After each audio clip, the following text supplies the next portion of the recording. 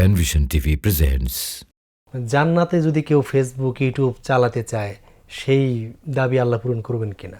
এক্ষেত্রে আমরা দুইটা আয়াত পেশ করছি কোরআনে কারিমে সূরা আলিফ লাম মিম সিজদা আল্লাহ বলছেন ফালা তা'লামু নাফসুন মা উখফিয়া লাহুম মিন কুররাতি আয়ুন।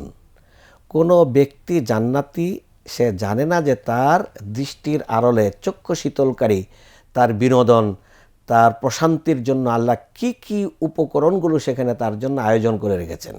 জি। এক। দুই নম্বর হলো কোরআনে কারিমে সূরা হামিম সিজদা আল্লাহ বলেছেন ওয়ালাকুম ফিহা মা তাশতাহি আনফুসুকুম ওয়ালাকুম ফিহা মা তাদদাউন। সে জান্নাতে তোমাদের জন্য রয়েছে যা তোমাদের মনে চাবে সব কিছু এবং যা কিছু তোমরা পাইতে চাবে দাবি করবে সব কিছু।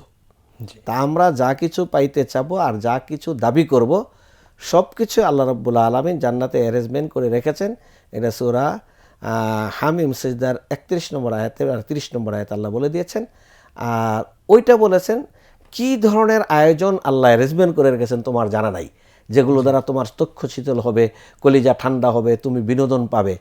তাহলে এমনও হতে পারে যে দুনিয়াতে আমি ফেসবুক ইউটিউব চালানোটা আমার কাছে চক্ষু শীতলকারী বা বিনোদনের অনেকটা কারণ হতে পারে, কিন্তু জান্নাতে গেলে এর চেয়েও আরও বেশি অসাধারণ আকর্ষণীয় আয়োজন আল্লাহ করে রাখবেন, যেগুলো দেখে হয়তো আমার মনে এগুলোকে তুচ্ছই মনে হবে যে জান্নাতের আল্লাহর আয়োজনের সামনে মানুষ যেটা তৈরি করছে এটা তো একেবারে নাথিং বলে আমার কাছে মনে হবে।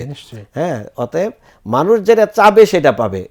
হয়তোবা এরকম হতে পারে যে ফেসবুক ইউটিউব তার মনে চাবেই না জান্নাতে, যদি চায় তাহলে পাবে, যদি চায় পাবে। এই আয়াত বলে যে পাওয়ার সুযোগ আছে, এই আয়াত বলে এটা পাওয়ার সুযোগ আছে। এটা আবার ওইটা বলছে যে কি কি আল্লাহ আয়োজন করে রেখেছেন এটা আমাদের কল্পনার বাহিরে।